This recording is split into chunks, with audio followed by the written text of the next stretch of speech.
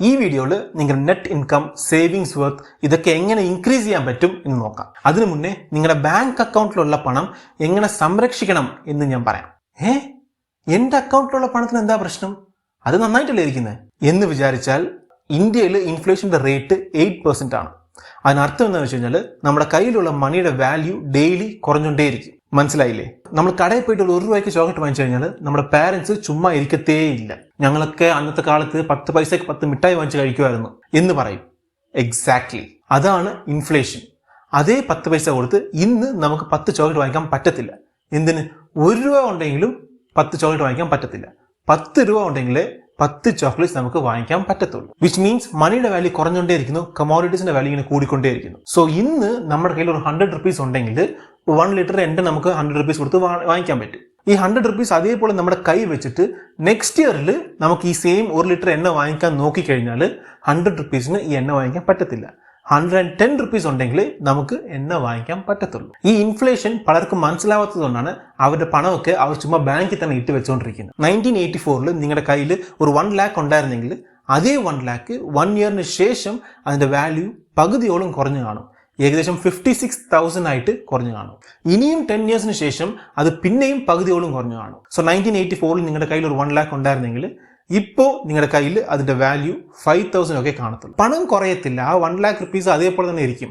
But ആ പണത്തിന്റെ value ആണ് കുറയുന്നത്. അതായത് 1984 ഒരു 1 lakh കൊടുത്ത് നമുക്ക് വാങ്ങിക്കാൻ പറ്റുന്ന ഒരു സാധനം ഇന്ന് അതിന്റെ ഇരട്ടിയല്ല 3 ഇരട്ടി കൊടുത്താലും ശരി നമുക്കത് വാങ്ങിക്കാൻ പറ്റത്തില്ല. 1984 നിങ്ങളുടെ കയ്യിൽ ഉണ്ടായിരുന്ന 1 lakh ഏകദേശം 95% വാല്യൂ ഈ ഇൻഫ്ലേഷൻ കുറച്ചു. അതേ 1 lakh നിങ്ങൾ എടുത്തുകൊണ്ട് പാസ്റ്റിൽ പോയിട്ട് ഒരു MRF ഷെയർസിൽ ഇൻവെസ്റ്റ് ചെയ്തിരുന്നെങ്കിൽ ഇന്നത്തെ വാല്യൂവിൽ ആ 1 lakh പല കോടികളായിട്ട് ട്രാൻസ്ഫോം ആയാണ്. ഈ MRF എന്ന കമ്പനി നന്നായിട്ട് പെർഫോം ചെയ്തതുകൊണ്ട് നമ്മുടെ 1 lakh പല കോടികളായിട്ട് മാറ്റി ഇങ്ങ് തന്നു. ബട്ട് സപ്പോസ് ഈ MRF എന്ന കമ്പനി നന്നായിട്ട് പെർഫോം ചെയ്തില്ലായിരുന്നെങ്കിലോ, സപ്പോസ് ആ കമ്പനി മൊത്തത്തിൽ പൊട്ടിപ്പോയിരുന്നെങ്കിലോ, നമ്മൾ ഇട്ട 1 lakh ഒന്നുമില്ലാതെ പോയത്. സോ ഇതിനകത്ത് തീർച്ചയായിട്ടും റിസ്ക് ഉണ്ട്. ഓക്കെ, ഇപ്പോൾ ഒരു സൈഡിൽ ഇൻഫ്ലേഷനിൽ നിന്ന് രക്ഷപ്പെടണം, ഒരു സൈഡിൽ ഈ റിസ്കിൽ നിന്ന് രക്ഷപ്പെടണം. സോ ഇത് രണ്ടും ഇല്ലാത്ത, ലോസ് ഇല്ലാത്ത, വെറും പ്രോഫിറ്റ് മാത്രം തരുന്ന, എൻ്റെ അസറ്റ്സ് ഒക്കെ ഇൻക്രീസ് ചെയ്യുന്ന വിധത്തിലുള്ള എന്തെങ്കിലും ഒരു വഴി ഉണ്ടോ എന്ന് ചോദിച്ചാൽ യെസ്. ഞാൻ നേരത്തെ പറഞ്ഞ പോലെ ഇന്ത്യയാണ് ഈ ലോകത്ത് ഫാസ്റ്റസ്റ്റ് ഗ്രോയിങ് എക്കോണമി. ഒരു കൺട്രിയുടെ എക്കോണമി എങ്ങനെയാണ് ഡിസൈഡ് ചെയ്യുന്നതെന്ന് വെച്ച് കഴിഞ്ഞാൽ ആ കൺട്രിയുടെ ബിസിനസ് വെച്ചാണ്. അതായത് നമ്മുടെ നാടിന്റെ ഷെയർ മാർക്കറ്റിന്റെ ഇൻഡെക്സ് വെച്ചാണ്. നമ്മുടെ നാടിന്റെ ഇൻഡെക്സിന്റെ പേര് എന്താന്ന് വെച്ച് കഴിഞ്ഞാൽ നിഫ്റ്റി 50. ഈ നിഫ്റ്റി 50 എന്താന്ന് വെച്ച് കഴിഞ്ഞാൽ ഇതൊരു സെപ്പറേറ്റ് ഷെയർ അല്ല, ഇതൊരു ഇൻഡെക്സ് പോലെയാണ്. അതായത് ഇന്ത്യയിലുള്ള ടോപ്പ് 50 കമ്പനീസിനെ കമ്പൈൻ ചെയ്ത് ഒരു ഇൻഡെക്സ് ആയിട്ട്, അതായത് ഇന്ത്യയിലുള്ള ടോപ്പ് 50 ബെസ്റ്റ് പെർഫോമിംഗ് സ്റ്റോക്സ് ഇല്ലേ, അങ്ങനെ for example Tata Motors, TCS, SBI, HDFC bank, Britannia, ഇങ്ങനെ ഈ എല്ലാ കമ്പനീസും ഈ നിഫ്റ്റി 50 കാണും. സപ്പോസ് ഈ ടോപ്പ് 50 ഉള്ള കമ്പനീസിൽ ഏതെങ്കിലും ഒരു കമ്പനി നന്നായിട്ട് പെർഫോം ചെയ്തില്ലെങ്കിൽ, ഫോർ എക്സാമ്പിൾ റിലയൻസ് കമ്പനി നന്നായിട്ട് പെർഫോം ചെയ്തില്ലെങ്കിൽ, ഈ റിലയൻസിനെ ഈ 50 നിന്ന് മാറ്റി 51st കമ്പനീനെ നേരെ 50th പൊസിഷൻ, അതായത് ഇതിനകത്തോട്ട് ആഡ് ചെയ്യും. ഈ നിഫ്റ്റി 50 ഒരു കമ്പനി ഉണ്ടെങ്കിൽ അത് തീർച്ചയായിട്ടും നന്നായിട്ട് പെർഫോം ചെയ്യുന്ന ഒരു കമ്പനിയാണ് എന്നാണ് അതിൻ്റെ അർത്ഥം. സോ ഞാൻ നേരത്തെ പറഞ്ഞ ആ ഒരു 1 lakh നിങ്ങളുടെ അക്കൗണ്ടിൽ വെച്ചേക്കുന്നതിന് പകരം, ഒരു റിസ്ക് ഉള്ള ഒരു ഷെയറിൽ ഇൻവെസ്റ്റ് ചെയ്യുന്നതിന് പകരം ഈ നിഫ്റ്റി 50 തന്നെ നിങ്ങൾക്ക് ഡയറക്റ്റ് ആയിട്ട് ഇൻവെസ്റ്റ് ചെയ്യാൻ പറ്റും. അങ്ങനെ ചെയ്താൽ നിങ്ങൾ ഇന്ത്യൻ എക്കോണമിയിൽ തന്നെ ഡയറക്റ്റ് ആയിട്ട് ഇൻവെസ്റ്റ് ചെയ്യുന്നതിന് തുല്യമാണ്. കാരണം നമ്മുടെ ഇന്ത്യൻ എക്കോണമിയുടെ ബാക്ക് ബോൺ എന്ന് പറയുന്നത് ഈ ടോപ്പ് 50 കമ്പനീസ് ആണ്. ഈ കമ്പനീസ് എല്ലാം നാച്ചുറലായിട്ട് ഗ്രോ ആകത്തേ ഉള്ളൂ. അങ്ങനെ ഗ്രോ ആകുന്ന ആവറേജ് ആണ് ഈ നിഫ്റ്റി. അപ്പോൾ നിങ്ങൾ റിസ്ക് എടുത്തിട്ട് ഒരു പർട്ടിക്കുലർ കമ്പനിയുടെ ഷെയർ മാത്രം വാങ്ങിച്ചു കഴിഞ്ഞാൽ അത് പൊട്ടിക്കഴിഞ്ഞാൽ നമുക്കൊന്നും ചെയ്യാൻ പറ്റത്തില്ല. ബട്ട് അതേ സമയത്ത് ആ റിസ്ക് എടുക്കാതെ നമ്മൾ ഈ ടോപ്പ് 50 കമ്പനീസ് കോമൺ ആയിട്ട് വെച്ചേക്കുന്ന നിഫ്റ്റി 50 ഇൻവെസ്റ്റ് ചെയ്ത് കഴിഞ്ഞാൽ അത് ഇന്ത്യയിലെ ടോപ്പ് പെർഫോമിംഗ് കമ്പനീസ് ആണ്. സോ ഒരു റിസ്ക്കും ഇല്ല, അതൊന്നും പെട്ടെന്ന് പൊട്ടാൻ പോകുന്നുമില്ല. ഒരു റിസ്ക്കും ഇല്ലാതെ നമുക്ക് നല്ല റിട്ടേൺസ് തന്നെ ആവറേജ് ആയിട്ട് നമുക്ക് കിട്ടും. സോ നിങ്ങൾ ഇടുന്ന ഈ 1 lakh ഗ്രോ ആയിക്കൊണ്ടേയിരിക്കും. സോ ഇപ്പോൾ നിങ്ങളുടെ കയ്യിലുള്ള ഈ 1 lakh ചുമ്മാ ബാങ്കിൽ വെച്ചേക്കുന്നതിനേക്കാളും, റിസ്ക് ഉള്ള ഈ MRF ഷെയർസിൽ ഇൻവെസ്റ്റ് ചെയ്യുന്നതിനേക്കാളും 20 ഇയേഴ്സിന് മുന്നേ ഈ നിഫ്റ്റി 50 ഡയറക്റ്റ് ആയിട്ട് ഇൻവെസ്റ്റ് ചെയ്തിരുന്നെങ്കിൽ ഇന്ന് ആ 1 lakhന്റെ വാല്യൂ 20 lakhs മുകളിൽ മാറിയാണ്. സോ 1 ലൈനിൽ പറയണമെങ്കിൽ നിങ്ങളുടെ പണം ബാങ്ക് അക്കൗണ്ടിൽ വെച്ചേക്കുന്നതിന് പകരം ഈ നിഫ്റ്റി 50 വെച്ചാൽ തീർച്ചയായിട്ടും ഇൻക്രീസ് ആയിക്കൊണ്ടേയിരിക്കും. ഈ ഇൻഫ്ലേഷനെയും ബ്രേക്ക് ചെയ്യും. ഓക്കെ, ഈ നിഫ്റ്റി 50 എങ്ങനെ ഇൻവെസ്റ്റ് ചെയ്യേണ്ടതെന്ന് കാണുന്നതിന് മുന്നേ ഒരു കാര്യം കൂടി, നമ്മൾ ഇന്ത്യൻസിന് പൊതുവെ ഉള്ളൊരു ഹാബിറ്റാണ് നമ്മുടെ കയ്യിൽ എപ്പോഴൊക്കെ പണം കൂടുതൽ വരുന്നോ അപ്പോഴേ നമ്മൾ ഗോൾഡ് വാങ്ങിച്ച് ഗോൾഡിൽ അങ്ങ് ഇൻവെസ്റ്റ് ചെയ്യും. ഗോൾഡ് ഒരു നല്ല ഇൻവെസ്റ്റ്മെന്റ് തന്നെയാണ്. ഈ ഗ്രാഫ് കണ്ടു കഴിഞ്ഞാൽ നിങ്ങൾക്ക് തന്നെ മനസ്സിലാവും.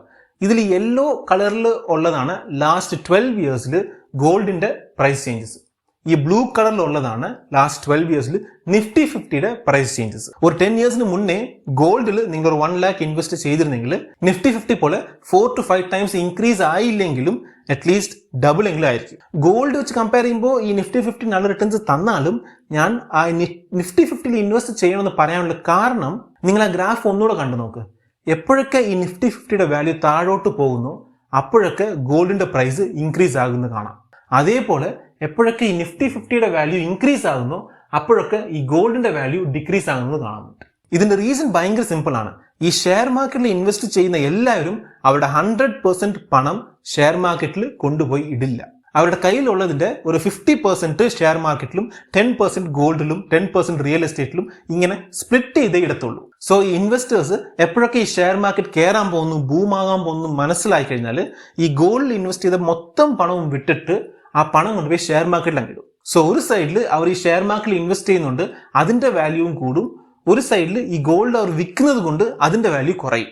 അതേപോലെ എപ്പോഴൊക്കെയാണ് ഈ ഷെയർ മാർക്കറ്റ് താഴോട്ട് പോകാൻ പോകുന്നത് അവർക്ക് മനസ്സിലായി കഴിഞ്ഞാൽ അപ്പോൾ തന്നെ അവർ അതിൽ നിന്ന് ക്യാഷ് അങ്ങ് വിഡ്രോ ചെയ്തിട്ട് നേരെ കൊണ്ടുപോയി ഗോൾഡ് അങ്ങ് ഇൻവെസ്റ്റ് ചെയ്യും. സോ ഇപ്പം നിങ്ങൾക്ക് മനസ്സിലായി കാണും ഗോൾഡിൽ ഇൻവെസ്റ്റ് ചെയ്യുന്നതിനേക്കാളും ഇന്ത്യയുടെ എക്കോണമി ആയ നിഫ്റ്റിയിൽ എന്തിനാ ഞാൻ ഇൻവെസ്റ്റ് ചെയ്യാൻ പറയുന്നത് എന്ന്. ഇന്ത്യൻ എക്കോണമി നന്നായിട്ട് ബൂം ആകുന്നുണ്ട്, ഇനിയും നന്നായിട്ട് ഗ്രോ ആകാനാണ് പോകുന്നത്. സോ ഞാൻ നേരത്തെ പറഞ്ഞ പോലെ ഈ എക്കോണമി ഭയങ്കരമായിട്ട് ഗ്രോ ആവുന്നുണ്ടെങ്കിൽ നാച്ചുറലി ഗോൾഡിന്റെ പ്രൈസിനേക്കാളും പല മടങ്ങ് അത് ഇൻക്രീസ് ആവാനാണ് ചാൻസസ്. സോ ഇന്ത്യയെ സംബന്ധിച്ചിടത്തോളം നിങ്ങൾ ഗോൾഡിൽ ഇൻവെസ്റ്റ് ചെയ്യുന്നതിന് പകരം നിഫ്റ്റിയിൽ ഇൻവെസ്റ്റ് ചെയ്യുന്നതാണ് ബെസ്റ്റ്.